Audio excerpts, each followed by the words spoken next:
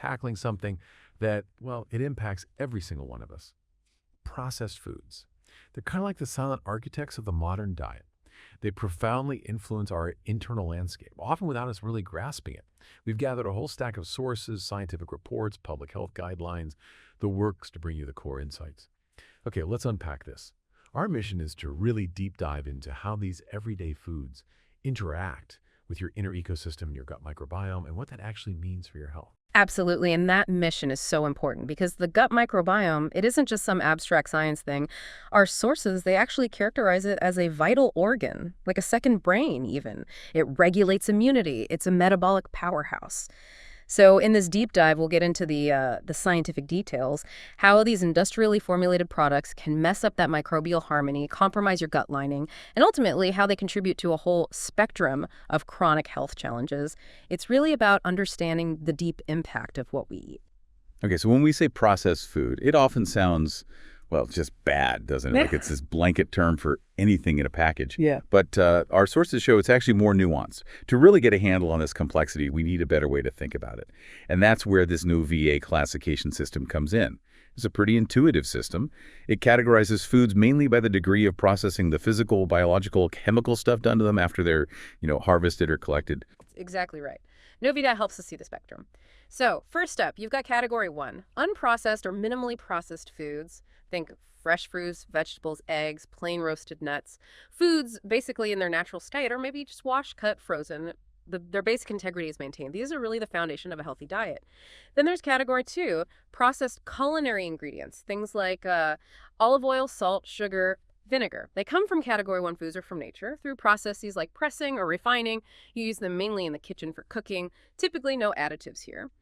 Moving on, category 3, processed foods. These are relatively simple products. You take category 1 foods and add category 2 ingredients like salt or oil. Think about cheese or canned vegetables in brine, simple bread, canned fish, usually just 2 or 3 ingredients, often for durability or taste. These aren't automatically bad, They can be convenient. Okay, but here's where it gets really interesting and maybe where the concern really focuses. Category 4, ultra-processed food and drink products, UPFs. This is the highest level. We're talking industrial formulations, often 5 or more ingredients, and often ingredients you wouldn't just have lying around your kitchen, right? Things like chemically modified starches, protein isolates, hydrogenated oils, often very little, or even no actual whole food from category 1. And what's really striking about these UPFs, they are engineered for hyperpalatability and super long shelf life. So this is your packaged snacks, fizzy drinks, instant noodles, many frozen meals, sweetened breakfast cereals, that kind of stuff. Yes, that engineering for hyperpalatability is absolutely crucial. The Novier system isn't just academic theory, it's meant as a public health tool to guide you, essentially, to prioritize category 1 foods and really limit category 4. And why? Because these UPFs, they're packed with energy, but often low in actual nutrients. Very little whole food content. Manufacturers deliberately load them up with salt, sugar, fats, not just for shelf life, but to make them incredibly desirable. That's the hyperpalatability. It encourages overconsumption, makes you want more often. And this design, combined with how available and cheap they often are, is a major driver of the global obesity epidemic. You mentioned the U.S. stat, almost 50% of daily calories from UPFs. That's huge. It points to a massive dietary shift with serious health consequences. Right, so we've got this spectrum of processing. Now let's zoom in on the gut itself. The human gastrointestinal system, it's incredibly intricate setup, isn't it? Yeah. From your mouth all the way down, stomach, intestines, it does way more than just digest food. Oh, absolutely. It's a marvel of biological engineering, truly. I mean, think about your stomach. It has these multiple muscle layers for churning. Your small intestine has this incredibly folded lining, huge surface area for absorption. And this whole sophisticated system, it's optimized for processing natural whole foods. That's what it evolved to handle. What's fascinating and kind of worrying is that your gut has this deep coevolutionary relationship with your microbiome. They grew up together, essentially, which makes the gut uniquely vulnerable to all these novel industrial compounds in UPFs. It's a massive evolutionary mismatch. Our gut machinery just isn't built for them. And living inside this system, you have the gut microbiome. Trillions of microorganisms, a vast, diverse community. It's often called a vital organ in its own right. It's like a central hub, communicating constantly with other organs. Its jobs are indispensable. Things like digestion and nutrient production, breaking down complex carbs, producing vital short-chain fatty acids, SCFAs, like butyrate. those SCFAs. They're the main fuel for your colon cells. Super important for gut health. It's also key for immune system modulation. Acts as a barrier, trains your immune system, and helps prevent overreactions. Then there's metabolic regulation. Disruptions here are linked to obesity, metabolic problems, and maybe surprisingly, neurotransmitter synthesis. It produces things like serotonin, GABA, directly impacting mood, behavior, even cognitive function. Okay, so if the microbiome is the central command center and UPFs are throwing a wrench in the works, are we saying the damage doesn't just stay local in the gut? Does it spread? Absolutely. It's like knocking over the first domino. A key concept here is dysbiosis. That's basically an imbalance in your gut microbes. Reduced diversity, maybe fewer good guys, more potentially harmful ones, and their overall function is impaired. Dysbiosis isn't just a side effect. It's often tangled up with inflammation in the gut, sometimes causing it, sometimes resulting from it. And our sources consistently link this dysbiosis to a really wide array of chronic diseases. Things like IBD, type 2 diabetes, cardiovascular disease, autoimmune issues, even mental health stuff like anxiety and depression. Okay, that clarifies what UPFs are and the general problem of dysbiosis. But let's get down to brass tacks. When these industrially made foods actually hit our gut, what's happening on that microbial level? Is it just vaguely bad, or are there specific ways they mess things up? Oh, it's definitely specific. It's like a multi-pronged attack. It comes from both what's lacking nutritionally and from the chemicals, the additives themselves. So first, let's look at the usual suspects, the direct ingredients. UPFs have a nutritional profile that actively harms the good microbes and fuels the bad ones. Take refined sugars. They provide this massive, easy fuel source for less desirable bacteria and yeast like Candida. At the same time, they starve the beneficial microbes that thrive on complex fibers. This imbalance directly fuels inflammation and dysbiosis. And high sugar intake is consistently linked to obesity, diabetes, even neurological issues. It's a world away from how beneficial microbes handle natural sugars, like in breast milk. Then you've got the unhealthy fats, trans fats, loads of saturated fats, very common in UPFs. These fats can really shift your microbial diversity, promoting bacteria linked to obesity and chronic inflammation. High intake is, of course, directly tied to cardiovascular disease risk. And the sources even mention that reused frying oils are particularly nasty for the gut. And maybe the biggest hallmark of UPFs is their low fiber content. Fiber is basically food for your friendly gut bacteria. When UPFs lack fiber, they essentially starve these beneficial microbes. This leads to reduced diversity, less production of those crucial SCFAs we mentioned. And without SCFAs, your gut lining, which needs them for energy, gets compromised. So you put it all together, high refined sugar, unhealthy fats, hardly any fiber. It's like the perfect storm for gut dysbiosis. You're actively feeding the bad guys while simultaneously starving the good guys. Wow, okay, so it really is a double whammy. Actively harmful and passively weakening through starvation. But it's not just about the sugars and fats, is it? What about all those other things on the ingredients list? The hidden agents, the additives? Yes, absolutely. Beyond those macronutrients, the sheer variety of artificial additives in UPFs have their own distinct and sometimes quite sneaky effects. Take artificial sweeteners, for example. They're everywhere, right? Low-calorie appeal. But there's a lot of scientific controversy around them. Research on their microbiome impact is actually pretty inconsistent, which really highlights how complex and individual our microbiomes are. What affects one person might not affect another the same way. But what is striking is how they can subtly change your gut landscape. Our sources show sweeteners like saccharin and sucralose might actually inhibit some beneficial bacteria, the ones we need for healthy metabolism, while potentially encouraging less helpful ones. Aspartame, another big one, is linked to altered diversity, increases in certain bacterial families, and that connects to impaired glucose metabolism, even neuroinflammation. It's not just about saving calories. There are other potential costs. Then you have emulsifiers, things like polysorbate 80, carboxymethylcellulose, CMC. They're used for texture, shelf life, but they have detergent-like properties. They can directly mess with the protective mucus layer in your gut, letting bacteria get closer to the gut wall than they should. This shifts the microbiota balance towards more pro-inflammatory types. There's actually compelling evidence, even from studies on germ-free mice, showing a direct causal link between these emulsifiers, dysbiosis, systemic inflammation, and metabolic syndrome. And preservatives, of course. Things like niacin, sodium nitrite, added to stop food spoiling. But many of them have broad antimicrobial activity. They kill spoilage microbes, yes, but they can also kill beneficial gut bacteria. Their action is kind of indiscriminate, a bit like broad-spectrum antibiotics. The concern is that chronic low-dose exposure could lead to long-term shifts in the gut ecosystem, maybe even contributing to antibiotic resistance and letting opportunistic pathogens take hold. And finally, there are other additives too. Certain food dyes, like red dye 3, raise health concerns. Monosodium glutamate, MSG. Some studies suggest these can cause changes in the tiny blood vessels in your digestive tract. More broadly, these and other additives can alter the gut microbiota composition and what those microbes produce, potentially impacting things like cognition and behavior.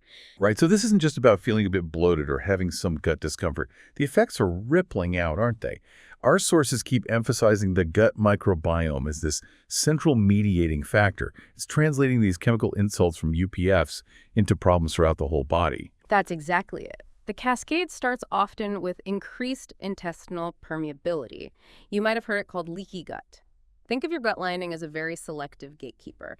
UPFs, especially those emulsifiers we talked about, seem to make it less selective, more permeable or leaky. This allows stuff from the gut bacterial components, toxins, to potentially leak into the bloodstream where they don't belong. This seems to be a key step, turning local gut damage into systemic inflammation and wider health issues. Now, there's still some scientific debate about whether leaky gut is the root cause or more of a symptom in many conditions, but it's clear that an impaired barrier affects digestion, immunity, even pain sensitivity. And this leakiness, combined with everything else, often fuels chronic low-grade inflammation. UPFs actively create this pro-inflammatory environment in the gut. It's driven by the dysbiosis, the additives, the high sugar, the bad fats.